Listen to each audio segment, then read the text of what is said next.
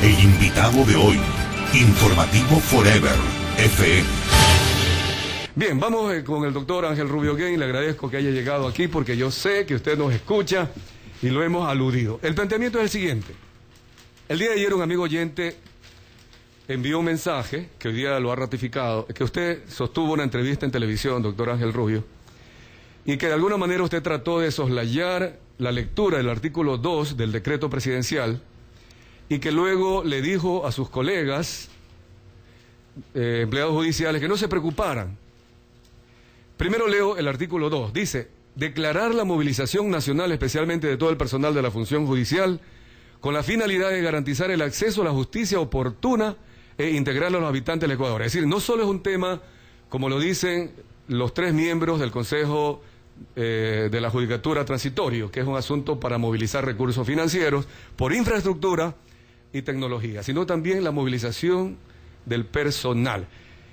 Y luego me permití comentar, si de ser cierto su opinión, cómo podría haber la excepción de un estado de excepción para que un grupo de empleados judiciales no se preocupara. Bienvenido, buenos días. Escuchamos ahora su aclaración o la réplica.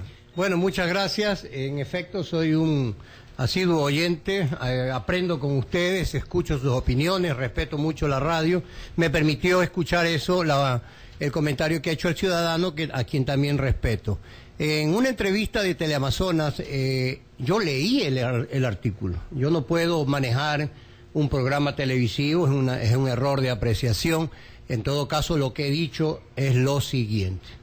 Ante el anuncio y publicidad en Internet del decreto 872, lo primero que hice como gremialista, hablo como representante de un sindicato, de los trabajadores, es contactarnos con la cúpula del Consejo de la Judicatura de Transición.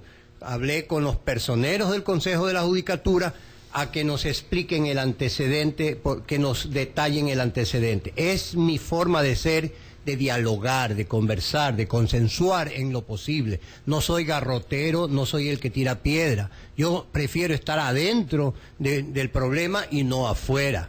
Entonces, dialogando con ellos, me lo han explicado, y el mensaje de los señores del Consejo de la Judicatura, jerárquicos supremos de este sector justicia, es, y lo ha dicho y lo repetí, que tengan tranquilidad los judiciales del país, quienes estábamos en estado de pánico, en estado de incertidumbre, ante un decreto que se corría en rumores de que hablaba de un despido masivo, en rumores de que se daba un feriado, que se votaba la gente. Entonces, como inclusive en Guayaquil, yo no tenía antes de ayer el internet para sacarlo, tuve que acceder por otros lados. Para sacar el decreto. Para sacar el decreto en internet, no teníamos el servicio, y lo que he hecho en ese momento es conversar, leer el decreto y transmitir el mensaje a los judiciales del Ecuador de que no hay despidos masivos, que el mensaje del Consejo es de tranquilidad, que se trata es de una necesidad de servicio,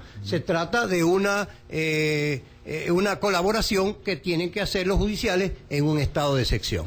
Ahora que usted Aclarado. ya ha leído el artículo 2, ¿qué nomás incluiría, según su apreciación, o lo que le han respondido a quienes usted consultó, la movilización nacional, especialmente de todo el personal de la función judicial? ¿Qué nomás incluiría la movilización? Bien, yo no puedo decirle qué incluye porque no soy el ejecutor, no soy el vocal que va a decidir, pero ya los he escuchado a los vocales del Consejo, que son los que piden el estado de excepción al gobierno para ejecutar las obras en 16 meses que ya le quedan. Pero ellos habían pedido en base, y así lo dijo inclusive Pablo Rodríguez, y ayer tenemos la entrevista con Tania Arias, para el asunto financiero, lo cual sí lo trata en el artículo 1, declarar el estado de excepción en la función judicial a fin de resolver la situación crítica por la que atraviese garantizar en debida forma el derecho a la justicia contemplando la Constitución de la República y prevenir, pues eso lo vamos a conversar luego, una inminente conmoción interna. Y habla luego en la orden que le dan al ministro de Finanzas para consignar los recursos. Hasta allí, pero ni ellos ni usted, en la primera intervención que también la tenemos registrada, hablaban del artículo 2 donde incluían también el tema del personal. Continúe, Sí, doctor. lo más importante es lo financiero, presupuestario, pero regresando. Entonces yo no sé, pero he escuchado qué es lo que se quiere hacer en la movilización, en especial de los servidores públicos judiciales, de los trabajadores judiciales. Están ya diciendo, y anoche ya aprobaron, que trabajemos los días sábados con el pago de horas extra. Bueno, hoy día aparece acá una información que también incluiría inclusive los domingos. Ya, bueno, esa es, vamos descifrando entonces la movilización. ¿Qué quiere decir? Que puede haber cambios, que puede haber un destino diferente de un juzgado a otro. Esperamos que no sea de un territorio de una ciudad a otra. De una ciudad a otra, porque siempre hay un núcleo familiar que respetar y ahí estará el gremio para protestar. Pero ¿sí? ¿cómo protestar un gremio ante un estado de excepción? Sí, donde igual, ya no tienen derechos. Tenemos que ocupar el espacio. Yo soy abogado. Sí. Soy estudioso del nuevo constitucionalismo, lo estoy aprendiendo. En el momento en que el 164 de la Constitución habla y 165 de lo que es un estado de excepción, le va diciendo los derechos que pueden ser suspendidos. Así es. Y aquí, por favor, en este decreto no se ha suspendido ningún derecho, menos aún violado un derecho fundamental.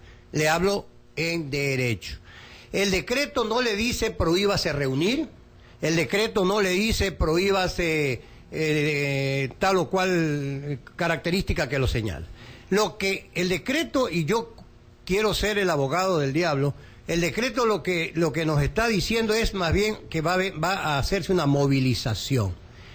En el país, quiero por favor aprovechar este canal para que la ciudadanía conozca, en cualquier ciudad del Ecuador donde hay un solo juzgado, por ejemplo, Manta, un solo juzgado de tránsito, por ejemplo, en Santa Elena, un solo juzgado de lo penal tránsito, que hay uno solo en Santa Elena, en Daule, me ayuda. ¿Qué hacen esos judiciales por toda la vida? Trabajan todos los días, los 7 días de la semana, sin pagarles horas extras. Y no se alcanzan para atender todos los juicios, podrían ser reforzados. Porque hay un solo juzgado. Ya. Un segundo. Trabajan sábado y domingo, porque son multicompetentes y todos los sábados y todos los domingos hay un accidente en tránsito, hay un preso flagrante que lo cogen en cualquier ciudad donde hay un solo juzgado. Entonces, eso es lo que al parecer se va a generalizar en el país durante estos 2 meses, que debe ser solo el sábado, porque el domingo ya sería exagerado. Entonces, pero hay judiciales que sábado y domingo trabajan como en circunstancias que se lo acabo de decir, y en el caso de Guayaquil, perdónenme un último ejemplo, el 29 de agosto yo estaba en la ciudad de Quito por el gremio, con el permiso correspondiente, y el viernes 29 de agosto ordenaron que los jueces titulares de Guayaquil vayamos a trabajar en madrugada a flagrancia. Y yo fui el primer servidor judicial, por ser el primer juez, el juzgado primero, que con mi personal fuimos a trabajar patrióticamente desde las 0 horas de ese viernes, ya sábado, a 8 de la mañana. Sí, sin pago de yo la creo extra. esto, doctor, Entonces, y con todo respeto. En función de colaborar. No, yo creo de es positivo. dar el hombro, ¿no? Yo creo, con todo respeto, inclusive, que esto debió haberse dado aún sin estado de excepción, ¿no? Porque si ya se sabe que hay esta calamidad, pudo haberse resuelto desde adentro, inclusive en la época del doctor Benjamín Ceballos. Pero yo quiero retomar el tema al que usted se refirió sobre que el decreto, primero, no incluye cuáles son los derechos que se limitan o que se suspenden. Sin embargo, el artículo 165 dice lo siguiente: durante el estado de excepción, la presidenta o presidente de la República únicamente podrá suspender o limitar el ejercicio del derecho a la inviolabilidad de domicilio, inviolabilidad de correspondencia, libertad de tránsito, libertad de asociación y reunión, y libertad de información en los términos que señala la Constitución. Dice el artículo de la Constitución. Aunque no lo hubiera incluido en el decreto, sin embargo, el presidente o este grupo CNJ transitorio podría decir: vamos a eliminar a la asociación de empleados. No, imposible. ¿Cuál es la respuesta? ¿Por qué no? Imposible, porque el decreto al que ni defiendo ni ataco, el decreto, señores, es un hecho consumado. Allá los que tengan que discutir en lo político. Pero acá yo tengo un hecho consumado, tengo un decreto que es expedido por un presidente de la República. ¿Y qué tal si le prohíben a la FENAPRE reunirse y reclamar sus derechos? Es que imposible. Ahí sí nosotros también tendríamos que también hacer nuestro ejercicio constitucional. Ahí le dirían, es inconstitucional lo que usted está haciendo. Y tendríamos que reclamar como gremio a una Corte Constitucional. Pero el decreto no suspende derecho. El decreto lo que está haciendo es viabilizar, ordenar al ministro de Finanzas sitúe los fondos para la construcción en 16 meses que ahora les quedan de todo lo que tienen que planificar con 600 millones de dólares que jamás nunca en la historia hemos tenido. Usted ve que esta entrevista no fue planificada debido a que usted ha aceptado la invitación vía micrófono que le hicimos. Pero yo le voy a leer el artículo 7 del decreto. Dice, de la ejecución del presente decreto ejecutivo, que entrará en vigencia desde la fecha de expedición, el viernes anterior, sin perjuicio de su publicación en el registro oficial, o el lunes 5, sin perjuicio de su publicación en el registro oficial, encárguese los ministros de Finanzas y de Justicia. ¿Qué tiene que ver el ministro de Justicia con el Consejo de la Judicatura transitorio, con el grupo de empleados judiciales y lo demás? ¿Usted no cree que él podrá tomar este tipo de decisiones de movilización, por ejemplo, de un juez a otro lugar? Más aún, y lo voy a plantear así un poco, si se quiere, extremo. Cuando hay juicios que están corriendo, en donde inclusive el gobierno o el presidente es actor, ¿qué pasaría si a un juez le digan, salga de aquí y váyase allá? Y pone a otro juez para este tipo de determinados de juicio, cuando el ministro de Justicia podría tomar esa decisión para ejecutar el decreto. A ver, yo creo que aquí... hilando fino, sí. Sí, yo creo que aquí pusieron al Ministerio de Justicia porque es el sector justicia, y el Ministerio de Justicia lo que tiene que hacer es coordinar, que ha coordinado por décadas, Projusticia, Ministerio de Justicia, coordina, no sé qué mismo es llamar coordinar, pero... En el pasado el Ministerio de Justicia ha auxiliado muchísimo a la función judicial, creando tribunales, presupuestando, declarando. Pero no cree usted, doctor, que con este decreto... yo no soy el que lo he hecho, ¿no? No, yo sé. Pero es que acá muy bien justicia. Se puede interpretar que ahora será el Ministerio de Justicia quien maneja la función judicial. Yo no creo.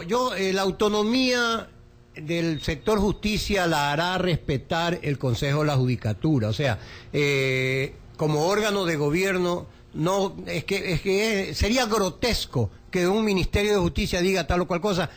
Para mí es un imposible. O sea, no podría pasar. No es que constitucional. El ministerio no sería constitucional. Ni siquiera usted dice que fuera algo normal. Sería algo absurdo, ¿verdad? Así es. Pero podría darse. Así es. ¿Sí se podría dar o no? No, para mí no puede darse. Imposible, es un imposible. Entre el debe y el puede, ¿no cree que hay diferencia? Ni debe ni se puede. Usted lo ha visto todo positivo en este decreto, doctor Ángel Rubio. Usted confía en... Bueno, yo he visto esto y lo voy a plantear así ante usted. Este tipo de decisiones tiene dos caras, de la misma moneda. Ojalá que sean personas virtuosas las que tomen decisión amparado en este decreto y se reestructure la justicia que la necesitamos, ¿verdad?, para que ejerza una imparcialidad, para que en todos los ecuatorianos seamos iguales ante la justicia, que haya transparencia, que no haya corrupción en la justicia. Pero hay otra posibilidad por historia, aquí nomás cerca en Perú, cuando se reestructuró desde el Ejecutivo con todos los poderes a la función judicial. Aquí mismo en el Ecuador, cuando un gobierno mandó tanquetas contra la función judicial en Quito, el ingeniero León Férez Cordero, Lucio Gutiérrez y una mayoría en el Congreso, tenían mayoría, el pueblo le había dado mayoría. Crearon la Pichicorte, las conmociones que ahí sí crearon. ¿Qué esperanza tiene usted que solo veamos lo positivo del decreto y que no se dé esto que sería absurdo, como usted mismo lo ha manifestado? Quien se quiera engañar, que se engañe. Desde la época de restauración de la democracia, todos los gobiernos han metido mano en la justicia. Le habla un judicial de 30 años. Punto aparte. Yo tomo sus palabras, que lo escuché en la radio hace un rato. Tengamos esperanza, tengamos la fe de que esto va a cambiar, que será responsabilidad histórica de quienes hacen el Consejo de Transición ser señalados como un fracaso o que trabajen con positivismo y con mejores o excelentes resultados, que es lo que queremos todos. La justicia es criticada, la justicia es mal entendida, la justicia está en una crisis jamás vista en la historia. Tuvimos un pasado nefasto con el anterior Consejo de la Judicatura. Todos los políticos que se rajan las vestiduras meten mano en la justicia. Muchos de ellos los he visto desfilar en las noches en el Consejo de la Judicatura pidiendo puestos. Es decir, todos se rajan las vestiduras. Pero yo solo le hablo desde el punto de vista gremial. El día de hoy en El Expreso, aquí lo dice, Fiscalía del Guayas colapsa por el exceso de unidades. Colapsa. La Fiscalía, que fue una excelente Fiscalía anteriormente y hoy está en problemas. 10-0 nos dieron la Fiscalía con la... El estado de excepción, ojalá sea una oportunidad, es un hecho histórico, es una vivencia que tenemos. Y yo quiero dar un ejemplo, yo no defiendo, yo quiero que esto cambie, la justicia cambie, la he sufrido, los judiciales la sufrimos permanentemente, somos los primeros que somos víctimas del mal gobierno de la justicia. El judicial, usted todos los días ve, hasta hoy en Ecuavisa, usted ve que en Posilgas, perdónenme, en cuartitos inhumanos se atiende a la ciudadanía. En los pueblos, en la ciudad de Guayaquil, el hacinamiento es en la ciudad de Guayaquil, tenemos un hacinamiento. En este momento todo ha colapsado, no tenemos servicios de aire acondicionado en la mayor parte de Guayaquil, en el resto del país hay juzgados que tienen un juez y un secretario en forma increíble. Doctor, entonces todo esto... Hay un antecedente que conviene plantearlo, porque tengo acá dos preguntas más. Inclusive uno sobre el asunto constitucional. Cuando Montecristi, con una mayoría de Alianza País, lo eligió al doctor Benjamín Ceballos. No, él no fue elegido por Montecristi. ¿Cómo fue elegido? No. El Consejo de la Judicatura anterior, nefasto, y que se lo dije hasta cuando ellos tenían su poder, y que se jactaban de poner a dedo a los jueces, rompiendo toda norma, fue elegido por la Corte Suprema de Justicia. ¿Quién eligió la Corte Suprema de Justicia? Lo hizo el Congreso. La Asamblea. A este Consejo anterior lo eligió la Corte Suprema. La Corte Suprema fue elegida por una veeduría internacional, ¿se acuerdan del doctor Estarellas, de la doctora Ketty pero esa fue defenestrada. No, o apartada. No, antes fue la defenestrada de Quintana. Entonces este Consejo es de esa Corte Suprema, no de Montecristi. ¿Pero fue ratificado? Tampoco. Lo único que hizo es como que alargarle la transición. Ellos pedían... 400 millones de dólares para resolver todos los problemas que usted acaba de describir. Me va a preguntar por qué no se los dieron. Ajá. Porque ni siquiera este nefasto anterior Consejo de la Judicatura, ni siquiera gastó 120 millones de dólares que tenía de presupuesto. ¿Cómo le podía dar 400? ¿Cuál era la intención de no gastar lo que tenía? La mala administración. Mala administración. La pésima administración. No gastaron lo que tenían. Y es lo que nos ha llevado a este momento, de que haya necesidad de un decreto de excepción para que se asigne recursos que podrían ser hasta de 800 millones de dólares, se dice. 600, 650, lo que sea. Nunca hemos tenido 600 millones de dólares. Algo bueno de pasar. Algo bueno con el decreto. Ya, yo voy a tratar el tema constitucional y usted está estudiando, me dice, el neoconstitucionalismo y me alegra mucho porque es importante. Porque en la universidad no me lo enseñaron en mi tiempo. No, es nuevo, es una corriente que nos ha desestabilizado, abogados y no abogados, porque ahora resulta que hay que leer la Constitución de manera holística y resulta que a veces se la lee puntual cuando conviene ciertos artículos y a veces no convienen, se lee general. Usted sabe que estamos en esto hasta que la Corte Constitucional nos diga quién tiene la razón. Hay dos personas que admiro, que no siendo abogados, estudian mucho la Constitución. El dueño de Televisión Satelital, ingeniero Rivera. Ingeniero. Usted, que es de radio, ingeniero. Y los veo que manejan bastante la Constitución, auténtico. Gracias, doctor. Pero aquí lo hacemos con el apoyo de Carlos Alberto y Orlando, que también trabajamos en equipo. El tema es el siguiente. Dice el artículo 1, contemplado en la Constitución de la República y prevenir una inminente conmoción interna. Resulta que este argumento de la inminente conmoción interna no existe en la Constitución. Es decir, la Constitución no está creada para prevenir catástrofes o conmociones, sino para en el evento de darse, porque la Constitución dice exactamente grave conmoción interna. ¿Cuál es su opinión para darle de alguna manera validez constitucional al decreto? Bueno, yo no puedo responder porque lo que no he escrito. Eso pero usted es juez, estudioso del constitucionalismo. Vea, yo dije muy superficialmente, y creo que es verdad, que ese decreto lo copiaron de otro anterior, a lo mejor, o cumple un ritual de otros. Pero aquí hay criterio. Aquí un ciudadano acaba de decir que puede haber conmoción por algún... Por el asaltante que sale en primera página, por ejemplo, él lo cree ahí. Lo que hay es una necesidad de servicio, una necesidad de en este momento solucionar el problema de justicia, ¿no? Y ojalá este decreto, que puede ser inconstitucional o puede ser constitucional... Ese es el tema. Ok, me alegra que lo diga en los dos sentidos. Claro. Porque muchas veces se dice por parte de funcionarios públicos, todo lo que esté a favor de la Revolución Ciudadana es constitucional. Y lo que no esté a favor de la Revolución Ciudadana... Allá los políticos.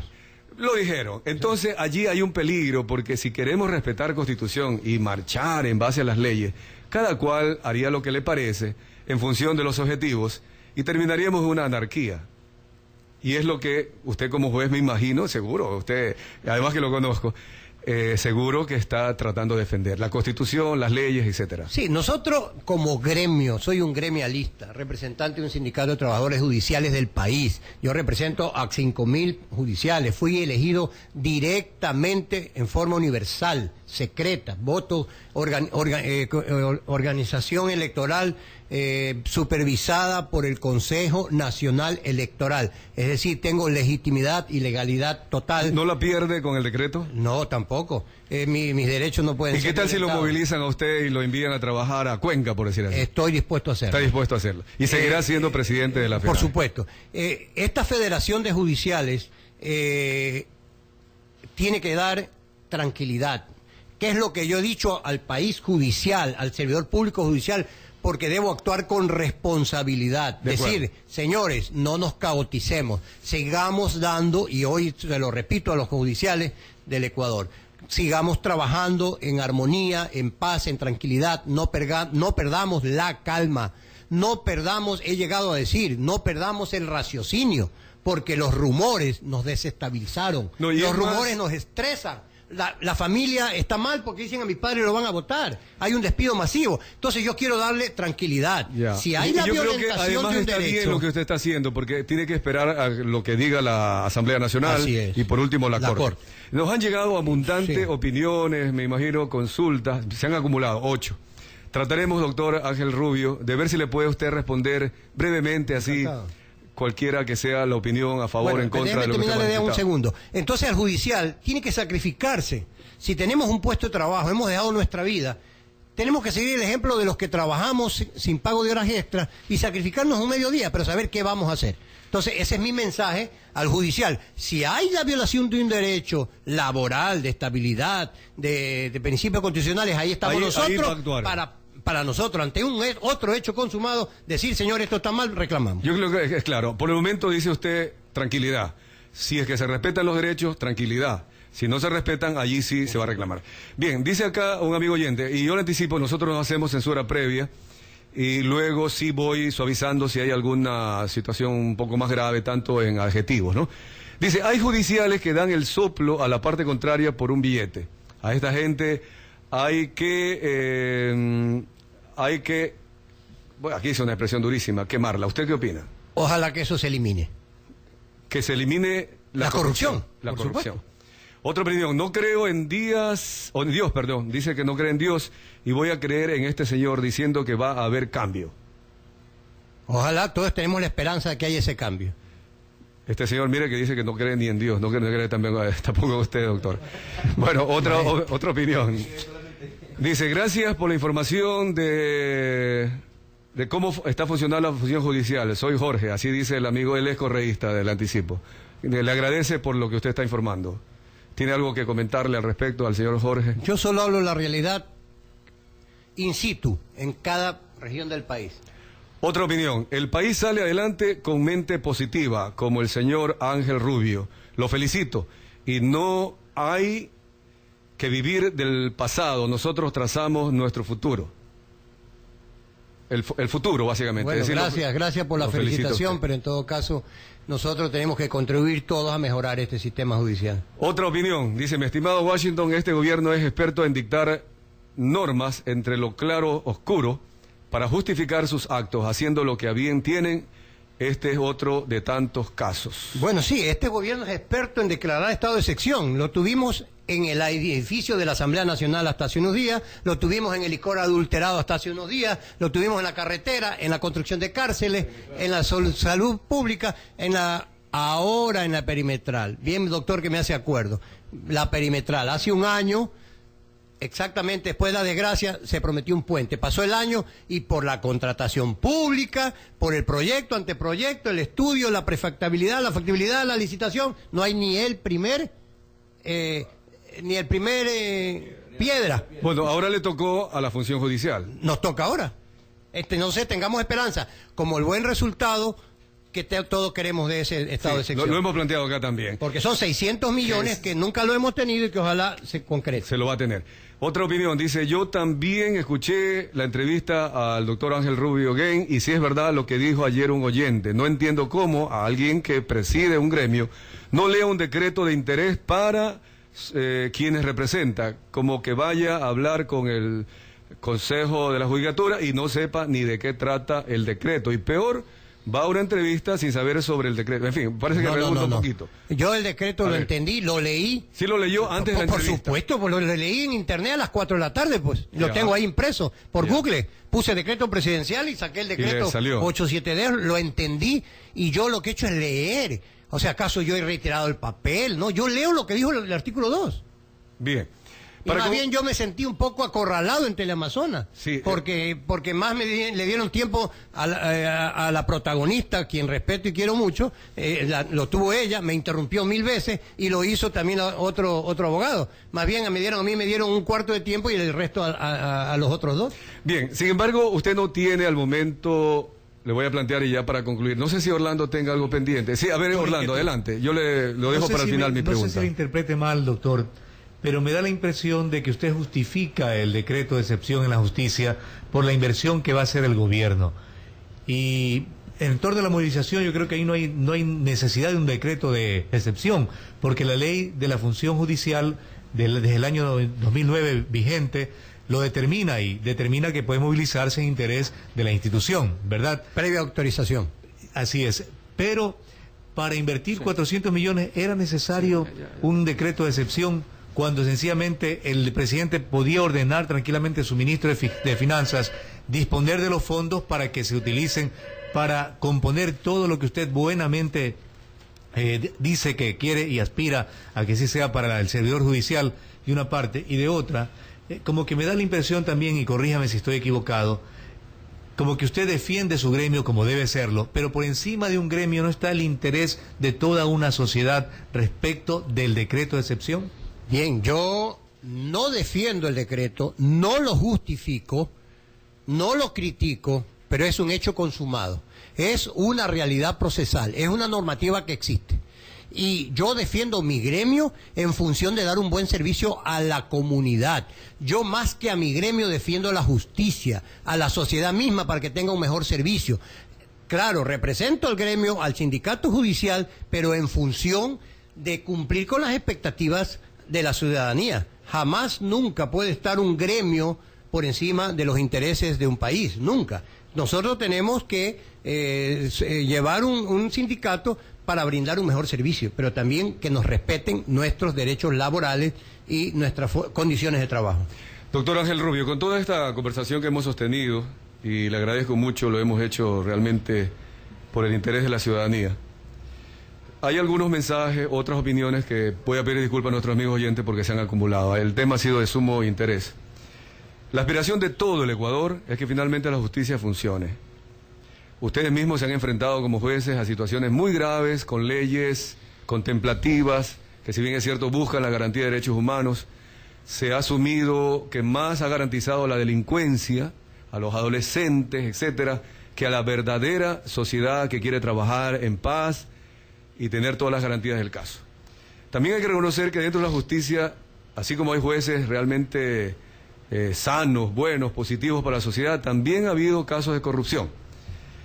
Finalmente queremos dos grandes principios, dos grandes valores: la independencia de la justicia, que no haya la injerencia del Ejecutivo realmente a voluntad del Ejecutivo o de un interés ideológico y político sobre la justicia. Peor, asuntos personales. Y luego el tema de la transparencia de la justicia, en lo que ya hemos mencionado, en donde cada ecuatoriano diga: yo confío en la justicia totalmente. ¿Cuál es su, de alguna manera, si podemos decirlo, promesa, ahora que usted disciplinadamente acepta el decreto, y así usted lo ha mencionado varias veces, defendiendo los intereses de los judiciales, pero para el bien de la ciudadanía, para que esa ciudadanía se sienta de alguna manera también tranquila en que estas esperanzas se puedan convertir en realidad? No porque usted le pueda prometer tal cosa, pero sí desde el punto de vista de un juez, presidente de esta Asociación de Empleados Judiciales. Bueno, realmente el papel del servidor público judicial es el de que debe cumplir a rajatabla con la independencia y la autonomía. Es el ciudadano juez el que al dictar un fallo, una sentencia, debe librarse de toda presión, que actúe en sometimiento al cuaderno que está estudiando, a la ley, a la justicia. Yo no soy el que voy a hacer nada por un presupuesto, por una ejecución o por un gobierno en la Administración de Justicia, pero sí daré mucho de mí para orientar a la ciudadanía que conozca lo que está pasando, lo que va a pasar, lo que puede pasar, y llevar al gremio, al Sindicato de Trabajadores del Ecuador, a que entienda que debemos mejorar, que debemos cambiar, que debemos eliminar la corrupción, como así lo dicen los líderes de provincia. Nosotros, casa adentro, hemos dicho autoevaluación, autodepuración. Eso ha salido de nosotros, porque en todas las provincias del Ecuador. Es un proceso recontra único que hemos pasado. Fue el pueblo del Ecuador, el soberano pueblo del Ecuador, quien ordenó, mediante una consulta, esta transformación. O sea, nunca se consultó al pueblo sobre una reestructuración. ¿Cree usted que esta es la oportunidad que ustedes están buscando, o habían buscado? Todos debemos buscarla. Usted mismo conoce que la ciudadanía se queja demasiado de la justicia, con mucha razón, porque sin embargo que nosotros, con todas las debilidades que también tenemos, con todas las cosas negativas que también tenemos como institución, también hemos dado mucho de sí. El judicial ha entregado la mayor parte, porque también hay vagos, también hay pipones, la mayor parte de los judiciales del Ecuador hemos dado sacrificio, responsabilidad, cumplimiento en el deber. Le decía que en todo el país se trabaja sábado y domingo cuando hay un juzgado multicompetente, entonces ahora le toca al compañero de lo civil ayudar a dar ideas, que es lo que también yo ya lo he pedido y por escrito, a dar sus propuestas, su propuesta para mejorar la justicia, porque en primer lugar tenemos que dar un excelente servicio, ojalá algún día. Segundo, los servidores judiciales que represento, vivimos pues de nuestro trabajo, y atrás de nuestro trabajo está una mesa de comer donde está nuestra familia. Por lo tanto, en cumplimiento de esa obligación de familia, a ese núcleo familiar, tenemos entonces que dar un poquito más a la patria mismo, a la historia judicial, a la justicia que nosotros formamos parte. Doctor Ángel Rubio, y para concluir, en base a este compromiso suyo, en bien de la ciudadanía, todos aspiramos que la justicia realmente sea bien reestructurada para que cumpla su función. Que sea transparente. Que sea transparente, que sea imparcial, que sea objetiva, donde todos tengamos el igual trato por igualdad. Pero, ¿qué pasaría, y es la pregunta final, aunque sea negativa, en caso de que esto no se dé? No solo por el interés de su gremio, de los empleados judiciales, sino como ciudadano, como juez de la República del Ecuador.